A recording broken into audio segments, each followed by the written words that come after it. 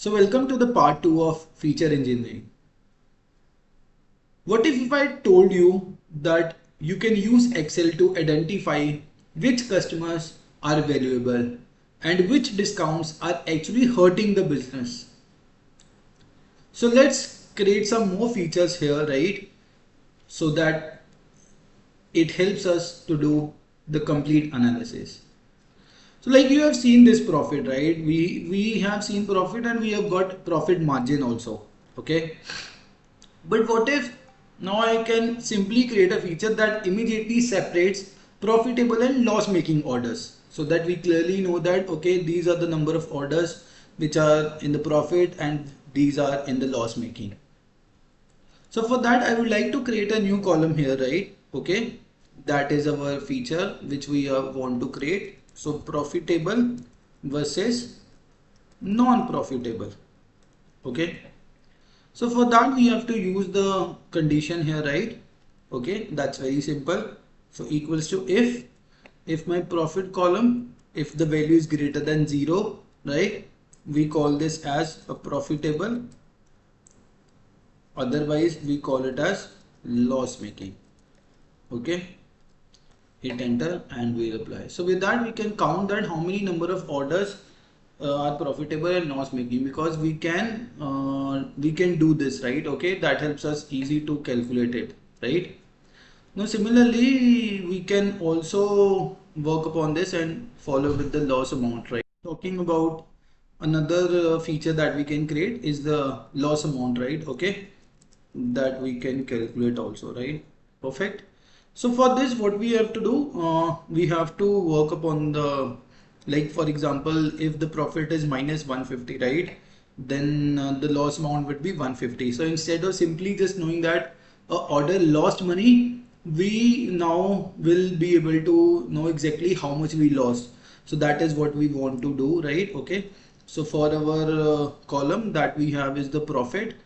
Okay, so we will be applying some more kind of engineering onto that, right, onto the same column that we are talking about.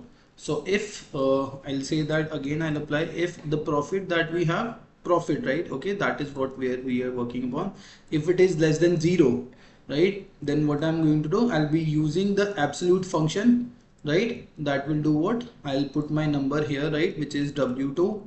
Okay, and I'll assign it to 0. So what it is, we have this is we are applying again condition on our profit, that if any of the value is less than 0, we want to convert into the, we want it to do what, we want it to apply a absolute function and get the actual value, right, instead of just getting minus. Okay, so this is what we are applying. So for the points where value is greater than 0, we have applied just to get 0, right? Because there is no fun of creating the profit, applying the absolute function on profit. We just want to understand the loss, where we are getting the loss, right? And that's value which I want to convert. So we'll do the sum of this, we'll get the total value, that how much loss that we have generated, right? Okay, perfect. Now we also want to work upon one more thing that we can understand, the discount risk.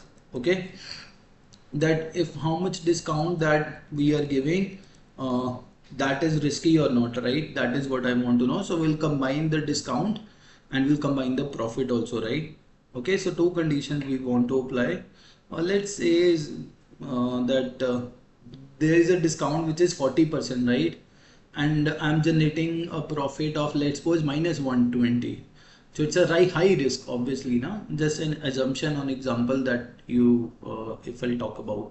So if I'm giving high discount and if I'm generating loss onto that, then obviously it's not a good thing, right? So for this I would like to create a condition here, if, and I would like to apply here the and. Okay, because it helps me to do what, that on two conditions it has to be successful, right? And let's suppose if I'll apply onto the discount and profit, right? So discount, this is the field. Okay, and if I'll say if the discount is greater than 0.3, now how I am assuming that, again, that I will discuss with the stakeholders and then we decide. It's not that my role, because as a data analyst. Whatever the decision has to be taken, we can give recommendations to the stakeholders, right? Companies, they will be the one who will take the decision at last. We are here to just present the facts to them, okay, and the information that we get. So if any of the value in the discount, if it is greater than 30%, and the profit, right, that we have, sorry, I put double comma here. So if the profit, right, I'll feel that it is less than 0, that means it is making a loss, then I can say that it's a high risk. We can also create more categories into that, no problem, right? This is just one way of thinking, right, that I'm representing here. Okay, so if it is greater than that, it's a high risk, otherwise it is normal, so that we can clearly differentiate the products which are at high risk and which are normal. Okay, so this is where feature engineering becomes more powerful, combining two existing columns to create a new business tool. And similarly, we can also work upon order value category, right? Okay, so what is order value calculate? For example, if we have some sales, right, that we are talking about.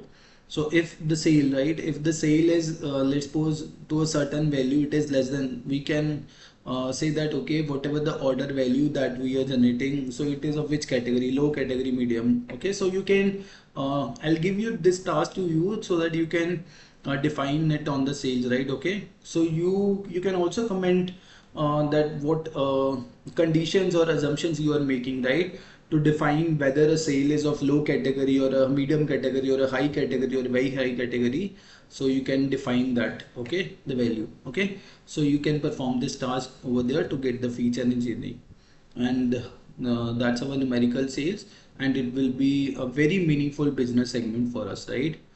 And we can also try to find one more thing which is very important, is the customer purchase frequency, right? That is very important. Okay, why I'm saying that, think about it, I'm starting a business today, right? That if I'll go 20 or 25 years back, right? Okay, we generally do the distribution of the pamphlets to create awareness, right? And with that, it's a very time consuming, not a cost effective method, right? But today, if I have the data, I can do analysis and I can find my target audience, right? And based upon that, I can run my schemes or whatever I have, if I have to do, right? And for example, if I already know that, okay, this is a place where I can create a new business here, right? That's also very beneficial. And if I know that my company is in loss, right, we clearly certainly want to know that, okay, what is the wrong in the orders, right? Because if order is less, by order is less, maybe the person is not liking it, or they are not of that category the person want to buy, or the product has some problem, right? So I want to understand it with the help of the behavior of the customer, right? And that is very excellent opportunity where we are learning count if also, right? That we apply. We have already learned that in the previous video, one of the previous video. So we can apply count if here. Okay, so I'll apply here count if. Okay, it counts the number of cells within a range that meets the given condition. I have to give the condition. I have to give the condition of which one, which I'll feel the customers they have ordered, right? Okay, so the customer frequency, that is the customer ID which I want to know, right? Okay, so if the customer ID is repeating also, I get to know that, okay, they are repeating multiple times, right? Okay, they are ordering multiple times, right? So this is my cell, and this order ID is on B. Okay, so I can apply it here. So that is my B, right? I have to select the complete range. Okay, so for that, what I'm going to do, I'll be using here $B $B. That will select the entire range, entire column. Is it okay? And what is the criteria? The customer ID, I think this is the one order ID that we are talking about. Yes. And what is the criteria that we will apply here? So I will apply here the criteria is B2. Okay, so you see here that it has ordered for one time, the customer has ordered for 3 times, what it is doing, what is the criteria. Let's suppose I'll choose this order, right? Okay, and it is going to select in the entire range and see whether this value is available in the one of the previous cell or not, right? That is what we are checking. And with this also it applies in VEC. Like for example, for this it will check first and we'll get the one as a count. Now we'll go there and we'll check it from the previous, right, that whether this value is repeating or not in the entire range. That we will check, obviously not certainly in the backward position, but also we'll check in the entire range. That is what why we are giving it. Okay, so if I have to count in the same, so with this we got to know that, okay, so order ID 1, this is the order ID. It has only done the order for 1 times, then second order ID 3 times, and so on, right? With this we'll get the customer order frequency. Okay, so if you see this together, right, we have got a very good data that can help us knowing the orders profitable or not, customer frequency, right? You can work on this order value category, right? Whether whosoever the customer has bought any product which is profitable or it is risky, right? Customer behavior, right? So this is very, very important. Okay, so that is what. Yes, even one more thing I can also this is the frequency, and I can also find out that in each of this, like for second order ID, it ordered for 3 times. I want to know how much the person has used the amount in order to buy 3 times. The one we got is frequency, and now I want to know customer value, that in the 3 orders how much of total value, customer value, right, that he or she has purchased. That I can also define. Now here I don't want to count, I want to use sum.